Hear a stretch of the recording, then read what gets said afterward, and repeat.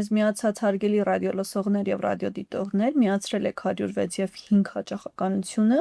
կամ մեզ դիտում եք մեր թվային հարթակներում։ Հիշեցնեմ, որ սա Թարմ ուղեղով սրույցն է եւ այսօր մեր տաղավարում երկու հյուր ունեմ։ Օդագնացներ կրթական ծրագրի պատասխանատու Նելի Մուրադյանն է եւ ՄԻՏ կրթական, ինժեներական եւ փորձարարական կենտրոնի նախագահ Խաչատուր Թադևոսյանը։ Բարև ձեզ։ Արդեն հարազատ միջավայր է կարծում եմ ձեզ համար, որովհետև առաջին անգամ չեք այստեղ մենք հասցրել ենք ծրագրի մասին բազմաթիվ անգամներ խոսել, բայց վստահ եմ, որ նոր ռադիոլսողներ ու դիտողներ կլինեն, ովքեր շատ ծանոթ չեն, չգիտեն ինչի մասին է օդագնացները, ՄԻՏ-ը առհասարակ, եկեք հենց օդագնացներ ծրագրի մասին սկսենք խոսել ճամբարի, ինչպես գաղափարը նախ ստեղծվեց, հետո հասկանանք, թե այս տարի ինչ է նախատեսվում։ Ոնց որ այս տեխնոլոգիաների զարգացածությունը գաղտնիք չի լինի, որ ասենք, հա, եթե հիմա մի 10-15 տարուց անընդհատ դնելու են օդային առաքումներ, տաքսիներ, ամեն ինչ բարձրանալու է վերև, այսպես ասած, ու շատ կարևոր է, որ Հայաստանը շուկայում իր տեղն ունենա, կարողանա ինչ-որ ձև թիրախավորվի, ու դա անելու համար ամենակարևորը պետք են մարդիկ, որոնք որ ու շատ մարդիկ ավելի ճիշտ, որոնք որ այդ ուղղությամբ մտածում են ու այդ ուղղությամբ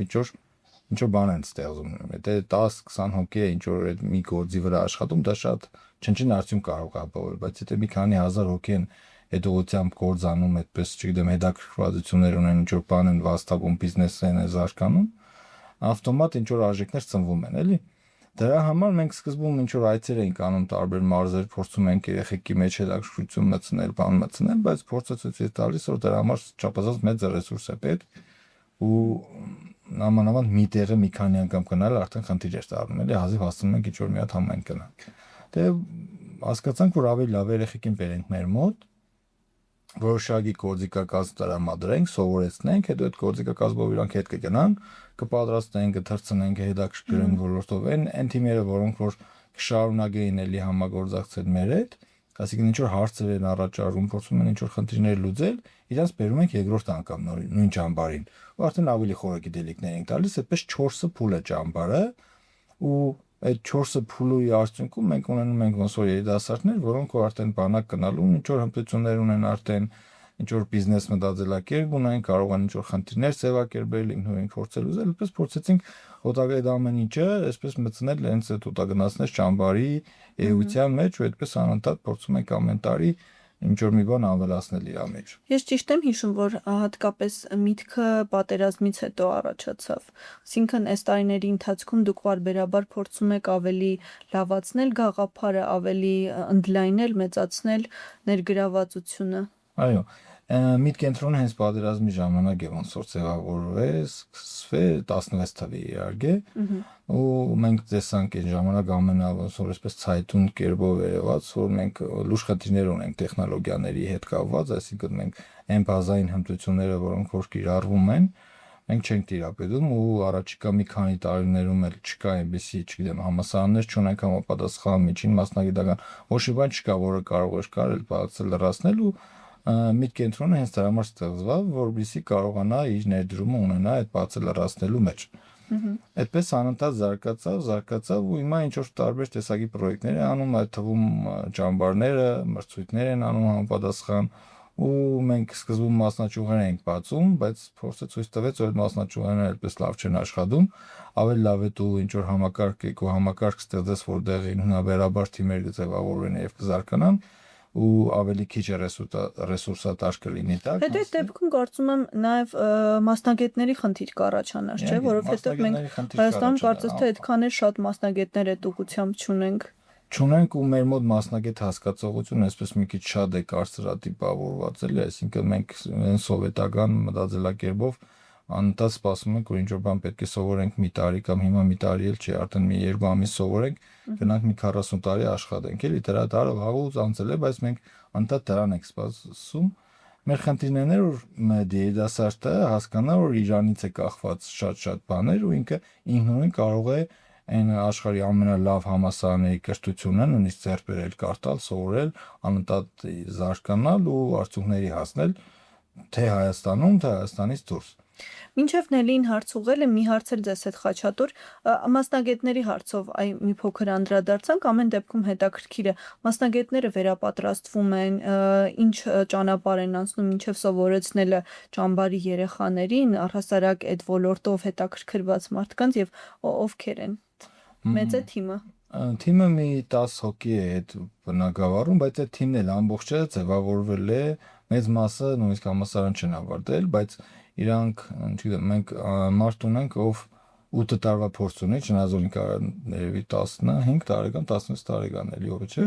16 տարեկան է, բայց իր չափ ինքնաթիռը երևի աշխարհում երկրորդ մարդը չկա, որ սարքել է ու կոդրել է։ Այդ փորձը շատ մեծ բան արժի, էլի, չգիտեմ, հարստություն արժի ու եթե հիմա ինքը կարողանա նաև համապատասխան կրթություն ստանալ, չգիտեմ, իր նման մասնագետ շատ քիչ կլինեն աշխարհում, եթե կնոն կարելի ասել չեն լինի։ Այդպես է, այդ թիմը ամբողջը այդպես է ձևավորվում, էլի, այսինքն մենք փորձում ենք այն բազային բաները տալ, ինչ որ կիսաֆաբրիկատներով սովորեցնել, ինչ որ կայծ առաջացնել մոները, բայց ինչ որ փուլից սկսած բոլորը ստիպված են լինում ինքնուրույն աշխատել։ Սովորեցնում եք ճանապարհ հարթելու ձևը եւ մնացած ճանապարհը իրենք պիտի հարթեն։ Ուրիշ տարբերակ հիմա աշխարհում չկա, նույնիսկ այն ամենաուժեղ համալսարանները շատ մեծ խնդիրների առաջ են կանգնած, որտեղ իրանց մոդել ուրիշ բան կա, մասնագետների բաց չկա, բայց այնտեղ լիքը պրոցեդուրներ կան, որոնց անցնելը շատ երկար ժամանակներ է տևում։ Իսկ երբ որ դու ինքնուրույն ես անում, շատ խնդիրներ կարողանում ես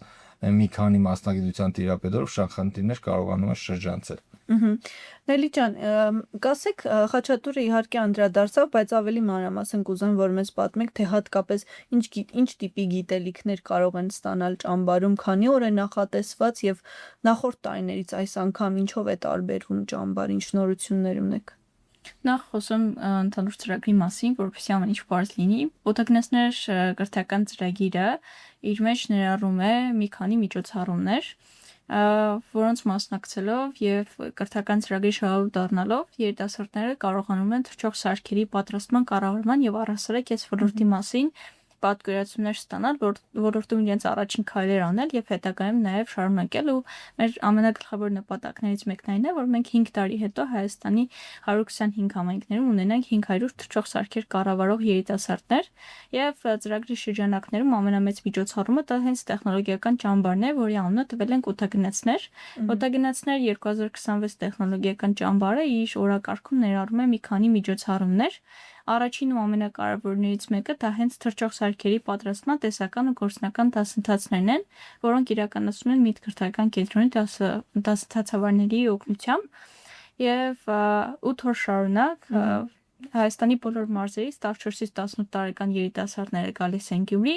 8 օր շարունակ այդ բոլոր դասընթացների միջով անցնում են եւ Գյումրի գնալու նաեւ լավ հնարավորություն է։ Եվ զրոյից պատրաստում են իրենց թռչող սարքերը եղել Գյումրիում։ Այո, իսկապես։ Մենք հատուկ շրջայց ենք կազմակերպում Գյումրիում, որպեսզի ծանոթանան մասնակիցները 8 օր զրոյից պատրաստում են իրենց թռչող սարքը եւ ամենավերջին օրը արդեն անցնում են ատեստացիա եւ ստանում, այսպես ասած, սերտիֆիկատ, որը հավաստում է, որ նրանք ի վիճակի են տվյալ տեսակի թռչող սարքը պատրաստել եւ կառավարել։ Տարիքային սահմանափակում ունեիք։ Այո, 14-ից 18 տարեկան երիտասարդները կարող են մասնակցել, բայց պիտի մասնակցեն թիմերով, 4 հոգանոց թիմերով կարող են գրանցվել եւ մասնակցել։ Ինչի ենք թիմերով դրել մասնակցությունը, որովհետեւ շատ կարեւոր է, որ այս ոլորտում աշխատես ու առհասարակ աշխատես թիմերով եւ սա նաեւ կապված է նրա հետ, որ մենք փորձում ենք համայնքներում զարգացնել փոքրիկ, այսպես ասած, կենտրոններ, խմբակներ, որոնք երիտասարդները աշխատելով ու զարգացնելով կարող են իրենց սեփական մեզնից անկախ բիզնեսները հիմնել եւ այլն։ Ոլորտներ կան Հայաստանում, որոնք մենթալիտետից ելնելով միշտ կամ համարվում են միայն տղաներին համապատասխան կամ միայն աղջիկներին համապատասխան։ Հիմա այս ոլորտը մի քիչ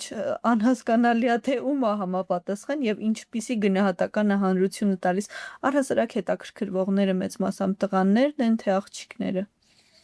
Մեծ մասամբ հետաքրքրվողները տղաներն են, բայց սա էլ կապված է նրա հետ, որ աղջիկներին չեն բացատրել, որ իրականում այս ոլորտը մենակ տղաների համար չէ, բայց այդ կարծրատիպը քիչ-քիչ կոտրում ենք։ Մեր ճամբարի օրինակ անցյալ տարիներին ունեցել ենք 1-2 թիմ գրանցվել, այս տարի աղջիկների թիմերը շատ ավելի շատ են եւ նույնիսկ ունենք աղջիկների թիմ, որն արդեն 3-րդ տարին է հաճախելու ճամբարին։ Այսինքն մի թիմի մենք անընդհատ հնարավորություն ենք տալիս մասնակցելու, առաջին տարին, երկրորդ տարին ու անընդհատ կատարելագործելու այն ինչ ստացել են, ու մեր այդ աղջիկների թիմը արդեն 3-րդ տարին գալիս է ավելի կատարելագործված ու այսպես համար տղաների հետ հավասար աշխատում են։ Այս ոլորտում աշխատելու համար պարտադիր չի լինել տղա կամ աղջիկ։ Այդպես հստակ դասակարգում չկա էլի։ Խաչատուր ինչ կասեք։ Ես ճիշտ ասած, տղաների շատը կապում նրա հետ, որ իրաք ինչ որ ասոցիացիաներ են տանում բանակի հետ, ծառայության հետ, բայց իրականում այստեղ զուտ անվտանգային խնդիրների ինչ որ բարելավման համար չէ, այդ ճամբար ինքը ավելի շատ այսպես ինժեներական, մասնագիտական կողմնորոշման դրա մեջ է, բայց հիմա մենք աշխարհում, չգիտեմ, վերջի 20 տարում երևի աղջիկ գիտնականներն ու ինժեներներն ավելի շատ են, քան տղաները։ Ու բացարձակ տարբերություն չկա, էլի մենք բախվում ենք մեկ այդ խնդիրների հետ, ծնողները դա աղջիկա կորս չէ, բայց չգիտեմ, հիմա համակարգչի դեմ նստած մի ժամանակ նույն ծրագրավորողներին են ասում, հիմա լավ է, հիմա ոչ մի տարբերություն չկա կոմպյուտերում, հիմա նույնիսկ ոչ տղա է, ոչ աղջիկ, արհեստական ինտելեկտն է կործանում, էլի հիմա չի կարելի մարդկանց զուտ տղա աղջիկ բաժանելով ասել, այս մասնագիտությունը տղու է, այս աղջիկ այս տարում էլի ուղղակի չգիտեմ ես ոնց են մտածում որ այդ բսարդայում եմ, բայց ես ոչ մի խնդիր չեմ տեսնում, էլի, այսինքն շատ ֆիզիկական գործ չկա, որ ասենք աղջիկը չարժի անել, ավելի շատ մտավոր աշխատանք է ու ինչ տարբերություն տղան է անում թե աղջիկը։ Կարող է ինչ որ գործառույթներ, բաներ լինեն, որ տղու մոտ ավելի հեշտ ստացվի, բայց այդ էլի ասենք կյանքի կենցաղի ընթացքում ձևավորված հմտություններ են, որ կարող է տարբերություն է տալիս, բայց մեկ է ցանկության դեպքում անհնարին ոչ մի բան չկա։ Առհասարակ ճամբարային մշակույթը այսօր ինչ փուլում է Հայաստանում, ոնց է գնահատում, խոսվում է անընդհատ տարբեր ճամբարների մասին, այդ ձեր տարբերությունը ու այդ ճամբարների տարբերությունը ոչ միայն այն, որ ձերը տեխնոլոգիական է եւ գիտելիքների փոխանցում է մեծ մասով, առհասարակ եթե մի 10 տարի առաջ նայենք, ճամբար ասվածը իրենից բացարձակ այլ բաներ ներկայացնում, քան այսօր է։ Մի քիչ այդ մասով հիմա էլ կան նմանատիպ ճամբարներ, որոնք որ զուտ ոնց որ ասես ժամանցային բնույթ են կրում ու ինչ որ այդ կազմակերպիչների համար ինչ որ բիզնես կոմպոնենտ կա իր մեջ, չգիտեմ, շատ իհարկե ցանկացած դեպքում ճամբարի բնույթից կախված նաև շատ կարևոր է որ տարբեր մարզերից երեխեք իրար հետ շփվում են, ճանաչում են իրար, հետո ինչ որ միջոցառումների են համատեղ մասնակցում, ծառայության են տղաները գնում միասին արդեն իրար ճանաչելով, այդ շատ կարևոր է, բայց մենք շեշտը ոնց որ դրել ենք զուտ գիտելիք ստանալու, կրթվելու, ավելի շատ ինքնակրթվելու վրա, որովհետեւ երեխեքը ցանկացած տեղ ապրելով հասկանան, որ իրանք աշխարհից կտրված չեն, եթե չգիտեմ Երևանում կամ Գյումրիում չեն ապրում, այդ չի նշանակում, որ իրանք չեն կարող զբաղվել աշխարհում, չգիտեմ, այն top առաջի երրյակում գտնվող տեխնոլոգիաներով։ Սաները եւ ճամբարի մասնակիցները հնարավորություն ունեցել են մրցույթների մասնակցելու այսքան ժամանակ, օրինակներ կհիշեք։ Ոսոս ճամբարը իրար ներառում է նաև մրցույթներ, այսինքն այն երեխեքը, որոնք որ հիմա պետք է գան, իրանք որոշակի գիտելիքներ են ստանում ու նվեր փաթեթներով գնում են իրանց համայնքներ, դու 1-2 ամիս հետո մենք մրցույթ ենք կազմակերպում այդ ստացած գիտելիքներով, իրանք ոնց որ գնում են ու զբաղվում են, էլի չեն գնում պրոստը հանգստանում իրար։ Չի ավարտվում, այո։ Ոնց որ դասընթացը իրանք մենք համայնք ենք ունեցել 40 հոգու վարել են սովորեցրել այդ նույն երեխեքերն, այսինքն այդ եթե մենք մեր կենտրոնով անենք մի քանի միլիոն ծախսելու ենք դրա վրա, բայց ոնց որ երեխեքին սովորեցրենք, գնացել են, իրանք իրաց մոտ պարապում են, վարժվում են ու գալիս են մրցույթի արդեն ու լուրջ բաներ են մրցանակային ֆոնդեր են փորձում հայտարարել դնել, որովհետեւ երեխեքը ողջևորված կան մասնակցում են, իրենց ուժը փորձում են, նորից վերադառնում են իրենց համայնքները, ու այդ անընդհատ այդ բարբերականությունը պահելով ավտոմատ ոնց որ մի հատ համայնք է ստեղծում, որը որ այդ ուղղությամբ մտածում է, չգիտեմ, այս տարի արդեն երևի մի 200-300 հոգի կլինեն այդ ուղղությամբ, բայց առաջիկա 5 տարվա ընթացքում, 4 տարվա ընթացքում մենք ունենանք մոտավորապես 400-500 երիտասարդ, որոնք որ այդ ուղղությամբ մտածում են ու այդ ուղղությամբ ինչ որ աշխատանքներ կատարում են։ Շատ լավ, իսկ գրանցումների մասով վճար կա հատուկ սահմանված, թե անվճար է, ինչ տարբերակով եք մասնակիցների հետ աշխատում։ Մասնակցությունը ամբողջությամբ անվճար է, այս բոլոր հնարավորությունները մենք անվճար ենք ընձեռնում, բայց դրա դիմացել կան հստակ պայմաններ, այն որ դիմորդները պիտի իրոք հետաքրքրված լինեն ոլորտով Գրանցվելու համար անհրաժեշտ է նախ հայտ ներկայացնել, որից հետո արդեն մենք իրենց հրավիրում ենք հարցազրույցի փուլ։ Հարցազրույցի փուլում արդեն դեմարտեմ մենք իրենց հետ խոսում ենք, հասկանում ենք այդ թիմի անդամները իրար հետ առաջին անգամ են շփվում, թե իրոք իրար հետ որևէ գործ են արել։ Դրանից հետո էլ փոքրիկ առաջադրանքներ ենք տալիս, որպեսզի հասկանանք իրենց հմտությունների աստիճանը, ինչ լեվելի է, այսպես ասած։ Չպետք է խաբվել նրան, որ անվճար է ամեն դեպքում բարդ է ճամբարին մասնակցել։ Առաջի փուլին մասնակցել իրականում մի քիչ հեշտ է, բայց երկրորդ փուլի ժամանակ իրանք պետք է որոշակի առաջադրանքներ անեն արդեն, հա։ Այսինքն եկել մասնակցել քննացել են, իրանք պետք է թռիչքներ անեն, այդ թռիչքները պետք է մաքսիմում անվտանգ լինեն, թռիչքից առաջ պետք է զգուշացնեն, այնպիսի տարածքներում թռիչք իրականացնեն, որ քրաշի դեպքում, չգիտեմ, սորենի արդերը չայրվեն, հա, այդ ամեն ինչը պատասխանատվության բանը փորձում ենք մոնները ձևավորել, որ հաջորդ լեվելին պատրաստվելուց իրանք ավելի լուրջ սարքեր են թռցնելու, հա, այդտեղ կարող է մարդկա, եթե առաջի փուլում մենոպլաստից թեթև բաներ են, ինչ որ մեկի գլխին են գնում, ոչ մի բան չի լինի, բայց երկրորդ, երրորդ փուլի ժամանակ արդեն շատ լուրջ վնասներ կարող է հասցնել, էլի։ Չորրորդ փուլում իրանք արդեն կարողանում են ցանկացած տեսակի թռչող սարք թռցնել, ղեկավարել, դրանցով առաջադրանքներ կատարել ու դա նաև իր բանն ունի, այդ մարդկանց պատասխանատվությունը ոնց որ ավելի արագ պետք է աճի, քան իրենց հմտությունները, որովհետև շատ լավ հասկանում ենք, որ ցանկացած այդ սարքով կարելի է, չգիտեմ, նաև վատ բաներ անել, հա, Այո, ցանկացած բան ունի եւ լավ կողմը եւ վատ միշտ կարելի է։ Դա համար փորձում ենք այնպես անել, որ իրենց այդ պատասխանատվությունը, չգիտեմ, խոհեմությունը ավելի արագ զարգանա ու անընդհատ այդ բանը արկածային բան չմնա, էլի մեջն իրանք ինչ անում են չափի համակարգված ամեն ինչ տեղը են լինի։ Այ հետաքրքիր է ձեր սահմանած նշածողը որն է, մասնակիցները պիտի ամեն տարի գան, իրենց փորձը ավելանա, թե ամեն տարի գոնե պետք է նոր նմուշ լինի թռչող սարքի կամ չգիտեմ ինչ է դուք սահմանում։ Ոնց որ առաջի տարին որ գալիս են, իրանք պատրաստվում են ինչ որ կիսաֆաբրիկատներից ինքնաթիռ, որը մենք էլի կրտակարգ որպես սարքել ենք, փաթեթավորել ենք, տալիս ենք իրաց։ Երկրորդ փուլին գալացողները ավելի այսպես ոնց որ առաջի փուլում սխեմատիկ մոդել են սարքում այնքան որ թռնում են մի 10-15 րոպե, երկրորդ փուլում սարքում են էլի թռչող սարք, էլի մի քիչ ավելի ծավալային տեսքով, որը կարող է մի 50-60 կիլոմետր թռնել։ Երրորդ փուլում էլ ավելի լուրջ սարք է, այսինքն ավտոմատ կառավարվող է, կարող են, չգիտեմ, սարք պատրաստել, էլի կիսաֆաբրիկատ է երրորդ փուլում սարք են պատրաստում, որը կարող է մինչև 100 կիլոմետր թռնել։ Ու ինչ որ գործառույթ ունենալու մեջ բեր կառակի, չգիտեմ, նա կանանում կանի։ Ամենահետաքրքիր գործ անող անոթաչուն, որ ստեղծել եք կամ երեխաները ստեղծել են, որն է եղել։ Ճամբարի շրջանակներում։ Ճամբարի շրջանում այդքան շատ հետաքրքիր չեն մեզ համար թերևս, արդեն շատ ենք աշխատել վրեկը, նորազուն զզվել են, բայց երեխեքը հիմա 4-րդ փուլին է հետաքրքիր լինելու, որ իրանք այն ստացած գիտելիքներով փորձելու են իմպրովիզացիա անել, լավ, առանց գծագրից օգտվելու, ինչ որ բան պետք է սարքեն։ Իրանց ոնց որ մի խորանարդ մետր պենոպլաստ ենք տալու, շարժիչներ եւ այլն, իրանք այդ ամեն ինչը սարքելու են մի հատ սարք, որը որ կանցնի X հեռավորություն կամ կտեղափոխի X բեռ։ Նելի այ Խաչատուրը սկզբում ռեսուրսների կարևորության մասին խոսեց, որ միշտ չի որ բավականացնում են այդ ռեսուրսները եւ հատկապես ֆինանսականը գիտենք, որ մշտապես հարց է բոլոր այ անվճար կազմակերպելու համար, երեխաներին նման գիտելիքներ փոխանցելու համար երիտասարդներին, ովքեր են ձեր գործընկերները եւ այդ ռեսուրսները ոնց եք ապահովում։ Ըստ ռեսուրսների հայտետում իրականում ամենամեծ բաժինն է, որի շրջանակներում աշխատանքներ ենք տանում։ Նախորդ տարիներին,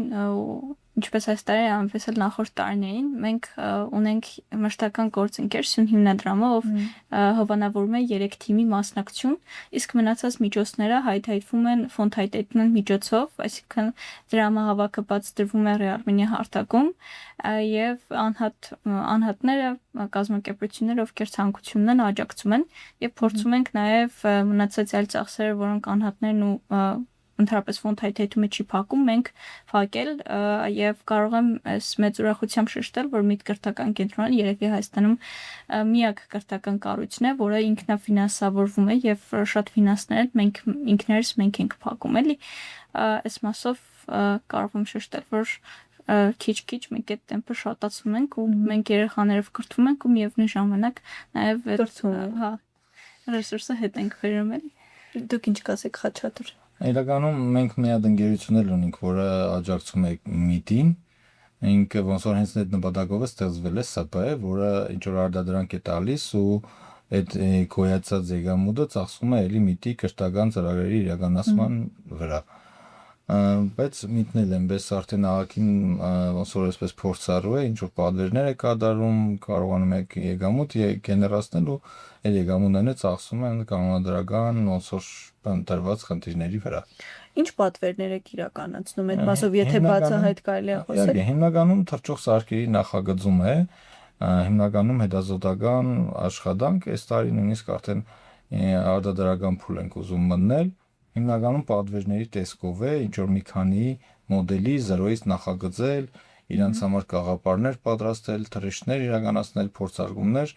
այդ հարցում ԱԱԿ-ին շատ լավ մասնագետներ ունենք, որոնք որ էլի ամբողջ այդ միտի սկզբի օրերից եկել են, երեխեք են եղել, մեծացել են, հիմա հասուն խելացի հավասարակշռված լուրջ մասնագետներ են միջազգային կարգի։ Այ ճամբարի ընթացքում բոլոր տեսակի ճամբարների ընթացքում շատ կարևոր է անվտանգության ապահովումը, որովհետև այդտեղ այնպիսի տարիքում են գտնվում, որ իրենք էլ կարող են անզգուշաբար որևէ մի բան իրականացնեն եւ հատկապես անօթաչուների դեպքում դուք էլ նշեցիք, եթե ի սկզբանե շատ թեթև են դրանք լինում, կարող են հետագայում խնդիրներ առաջացնել։ Անվտանգության հարցը ոնց եք լուծում։ Հիմնականում անվտանգությունը պատասխանատվությունը դրած է ամբողջ անձնակազմի վրա, բայց մենք նաև գործընկեր կազմակերպություններ ունենք,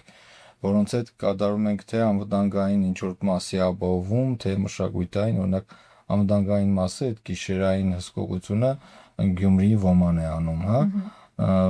չգիտեմ, մշակութային մասը հրայիշկն է անում, այդպես ինչ-որ կոմպոնենտներ ունենք, որոնք որ գործընկեր կազմակերպությունների հետ կազմակերպում ենք, այդ առանձին այդպես անվտանգություն չենք Լավ գործանողների համայնքը աջակցում է միշտ։ Ուզեմ պետք է աջակցեն, էլի չեն կարի ասի, չէ։ Նելի կասեք, թե այ Խաչատուրը ասաց, որ դատարկաձառն չեն գնում երիտասարդները, ինչ կարող են տանել իրենց հետ եւ որ դեպքում։ Այս տարի ավելի շատ ենք նվերների ցուցակը այսպես լայնացրել ու ճամբարի ավարտին լավագույնս իրենց դրսևորած թիմերը ստանում են նվեր փաթեթներ։ Նվեր փաթեթը իր մեջ ներառում է թռչող սարքի պատրաստման համար անհրաժեշտ բոլոր սարքավորումները եւ նյութերը։ Սա անում ենք այն նպատակով, որ հետ վերադառնան համայնքներ ու իրենց համայնքներում աշխատանքները շարունակեն։ Բացի այդ նվեր շտուփից, նվեր փաթեթից նաեւ տրամադրում ենք մասնակցության սերտիֆիկատ, որը կարող են օգտագործել բանակ գնալիս կամ համալսարան ընդունվելիս կամ որևէ տեղ աշխատանքի ընդունվելիս, քանի որ իրենք ճամբարի ավարտին ատեստացիաներ են ասնում, որակավորվում հենց մասնագետների կողմից եւ ամենավերջում նաեւ ընթացիկ անակնկալների մասին չխոսեմ, բայց ընթացքում էլ շատ անակնկալներ են լինում նվերների տեսքով եւ բացի դրանից նաեւ երեխաները ձևավորում են անձնական պորտֆոլիո, որի մեջ ներառվում է իրենց կատարած թռիչքների աշխատաժամանակի եւ իրենց կատարած ընդհանուր աշխատանքների մասին մանրամասն տվյալներ, որը ելի կարող են օգտագործել հետագայում աշխատանքի ընդունվելիս։ Շատ լավ, ամփոփելով զրույցը, ինչ կավելացնեք եւ ինչ խորհուրդ կտաք մասնակիցներին ու նրանց, ովքեր տարակուսում են գալ թե չգալ։ Ես խորհուրդ կտամ բոլորին, ովքեր որ հետաքրքրված են։ Ես չգիտեմ, այդ տարիքում ինձ է բոլորն են հետաքրքրված, բայց մենք ասես անընդհատ անակնկալի ենք գալիս, որ դիմումները շատ չեն, էլի, չնայած որ ծրագիրը անվճար է, ոչ մի բան չկա իրանցից պահանջող, իրանց վրա մենակ թողնում ենք ոնց որ ծրագրին մասնակցելը գալը հասնել Գյումրի։ Իսկ նաև էլ ինչ որ բան ունի, որ եթե մինչև Գյումրի չեք կարող 4 հոգով հասնել, ուրեմն պետք չի ցեզ էլ ինչ որ թռչող սարքերով զբաղվել, էլի։ Խորհուրդ կտամ բոլորին դիմել, փորձել, շատ հնարավոր է որ իրենք էլ դեռ չգիտեն, հա, դա իրանց հետաքրքիր է թե չէ, դրա համար փորձեն, իմ կարծիքով բոլորին է դուր կգա։ Ափսոս մենք շատ ռեսուրս չունենք բոլորին ընդունելու, այս տարի 23 թիմ ենք ընդունելու, բայց թող փորձեն այն թիմերը, որոնք որ չեն անցնի հաջորդ փուլ, մյուս տարի կդիտարկենք։ Վերջում էլ ներին ասեց նվեր փաթեթները, ես ուզում եմ շեշտել, որ նվեր փաթեթները մի քանի ինքնաթիռի հավաքածուներ են, էլի ինքը ԱԱԿ-ին մեծ գումար արժի ու իրանք այդ հավաքածուներով կարող են, չգիտեմ, շատ լավ ժամանակ անցկացնել, հմտություններ ձեռք բերել, թե տղաների մասով, թե աղջիկների։ Շատ լավ, շնորհակալ եմ ձեզ։ Ունեք հավելում Նելի։ Հավելում, հա, գրանցման վերջնաժամկետը մինչև հունիսի 20-ն է, շտապ եք դիմել ու դիմեք միայն թիմերով։ Շնորհակալ եմ ձեզ եւս մեկ անգամ, մեզ լսողներին եւ դիտողներին էլ եւս մեկ անգամ հիշեցնեմ, որ իմ զրուցակիցներն էին Միտկրթական ինժեներական եւ փորձարարական կենտրոնի նախագահ Խաչատուր Թադևոսյանը եւ օդագնացներ կրթական ծրագրի պատասխանատու Նելի Մուրադյանը։